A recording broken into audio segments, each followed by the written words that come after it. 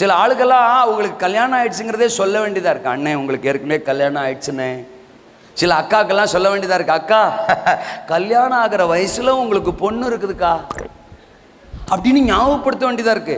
முந்திலாம் வீட்டுகளில் பொம்பளை பிள்ளைங்க 2 சண்டை ஓட்டுக்கிறோம். என் டாப்பை இவ எடுத்துட்டா, என் சுடியவை எடுத்துட்டா, என் மிடியை அவ தூக்கிட்டா அப்படின்னு ஒரே சண்டைக்காடா இருக்கும். இப்ப எல்லாம் அதுக 2 பேசிக்கிறது. உன் டாப்பை காணுமா, என் பாட்டத்தை காணும், தோத்துறேன். 2 எங்கன்றியா, கடைக்கு போயிருக்கு, தோத்துறேன். இப்ப வரும்பாரு. அல்லையா பார்த்தா அம்மா வர்றா. அல்லையா சொல்லுங்க. வாழ்க வளமுடன். அப்புறம் என் புள்ள அங்க சுத்துது, என் புள்ள இங்க சுத்துதுன்னா நீயே சுத்திக்கிட்டுல நிக்கிற.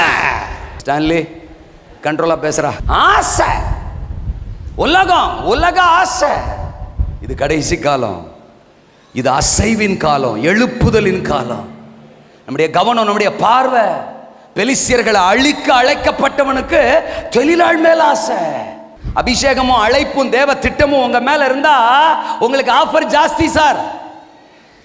சாத்தானுக்கு உங்க மேலதான் சார் கண்ணு. ஆதியாகமம் 39:7 போத்திபார் மனைவி யோசேப்பின் மேல் கண் போட்டு. கிழவிக்கு யார் மேல கண்ணு? யோசேப்பு மேல கண்ணு.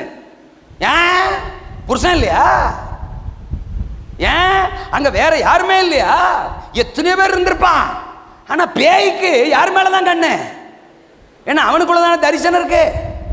அவன் தானே தேவ திட்டத்துக்கான பாத்திரம். அவன் தானே அசைவை கொண்டு வர போறவன். அவன் மேலதான் கண்ணு. 12ஆம் வசனத்துல வஸ்திரத்தை பற்றி பிடிச்சாலாம். உடனே யோசேப்பு, ஆஹா நல்ல ஒரு ஆஃபர்ரா, கர்த்தர் என் மேல் கிருபையா இருக்கிறார். இந்த எகிப்துல என்னை விசாரிக்க ஒரு ஆள் இல்லை. எல்லா பேரும் என்ன அற்பமா பார்க்கறான். இந்த ஒரு ஆத்துமா மட்டும்தான். அடாடாடாடாடா, இது கர்த்தரே நமக்கு திறந்த வழியா இருக்குமோ அப்படின்னு நினைச்சானா? சொல்லுங்க மேடம், சொல்லுங்க சார். வஸ்திரத்தை பற்றி பிடிச்சாளா. வச்சுக்கோ, நானு பிச்சுக்கோ.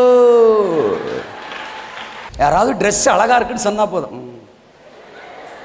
நீங்க நல்லா பாடுறீங்க, மகிமையும் கனமும் தவறான இடத்துல தவறான நபர்கள் பக்கத்துல நிக்காத. ஒரு மிகப்பெரிய அசைவுக்கு அழைக்கப்பட்ட பாத்திரம் நீ. இயேசுவை பார்க்கிற பார்வையே உனக்கு இல்லைனாலதான் ஆசீர்வாதத்துக்கு மேலேயே நின்னும் அதை பார்க்கிற பார்வை உனக்கு. ஆண்டவரை பார்க்கிற பார்வை என்னைக்கு உனக்கு தொலைதோ அதம் அப்பம் அல்லேலூயா, ஆசீர்வாதத்தை பார்க்கிற பார்வையும் தொலைஞ்சிரும்.